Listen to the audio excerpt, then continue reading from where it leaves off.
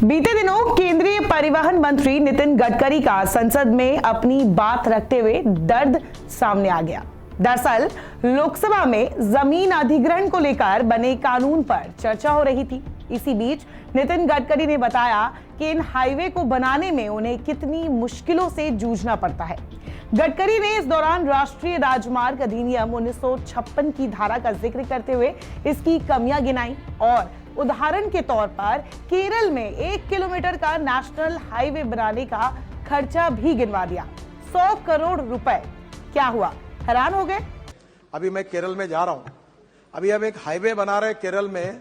1 kilometre की खर्चा कितना है? 100 करोड़ रुपए पर किलोमीटर। आप मुझे बताइए कि देश में पूरा आप ही सब लोग प्रमुख है, पार्लियामेंट सार्वभौम है। अगर हमको रोड भी बनाने हैं तो क्या 100 करोड़ रुपए पर किलोमीटर आएगा? तो कहां से बना पाएंगे?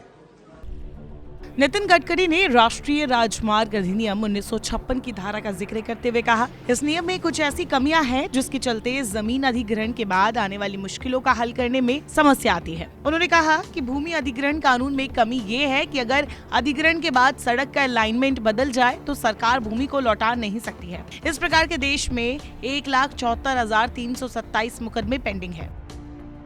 गडकरी ने लोकसभा में कांग्रेस से बीजेपी सांसद किशन कपूर के सवाल के जवाब पर कहा कि उनकी सरकार ऐसे कानून को बदलने के लिए कानून मंत्रालय और राज्य सरकारों से सलाह लेकर 1 महीने के अंदर इसमें सुधार करेंगे।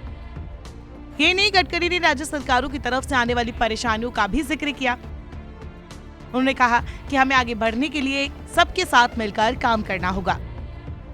केंद्रीय मंत्री नितिन गडकरी ने 15 दिसंबर को लोकसभा में कहा कि केरल सरकार राष्ट्रीय राजमार्गों के विकास के लिए भूमि अधिग्रहण के दौरान किए गए खर्चे का 25% वहन करने के अपने कमिटमेंट से पीछे हट गई है।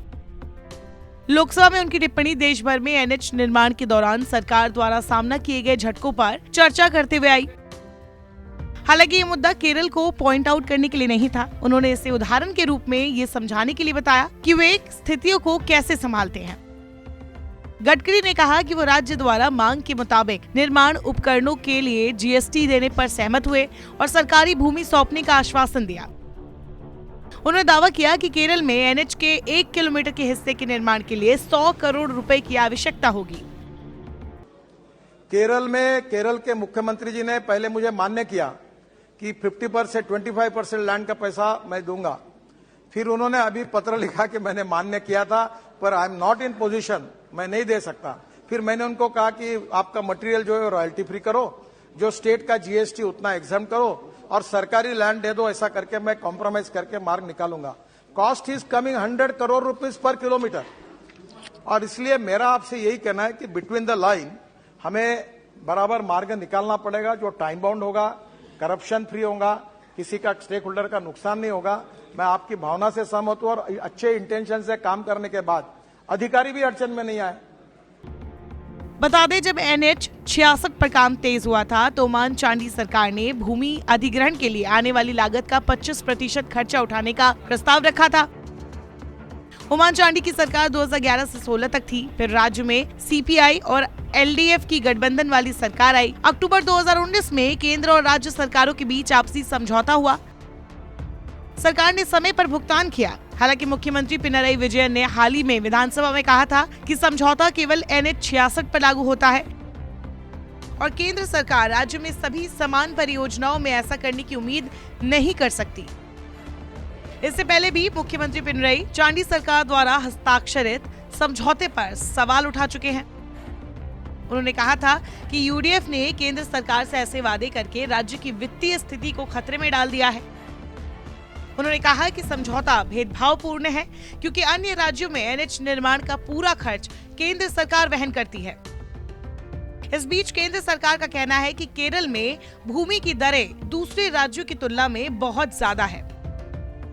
वापस आए लोकसभा में नितिन गडकरी के दिए बयान पर तो उन्होंने केरल का उदाहरण देते हुए कहा कि पिनराई सरकार ने मना कर दिया कि उनके पास इतना वित्तीय सपोर्ट नहीं है। इस पर नितिन गडकरी ने उनसे कॉम्प्रोमाइज करते हुए रास्ता निकालने की बात कही। नितिन गडकरी ने कहा कि अगर 1 किलोमीटर सड़क बनाने में 100 करोड़ का खर्चा आएगा तो कैसे हम काम करेंगे। नितिन गडकरी ने इस दौरान साफ किया कि इसके लिए कोई बीच का रास्ता निकालना होगा। इसके लिए मिलजुल कर बातचीत करनी होगी। नमस्कार, मैं हूं मानक गुप्ता।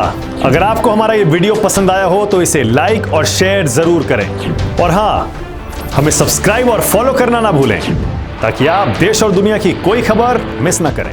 तो जुड़े रहिए हमारे साथ और देखते रहिए News 24।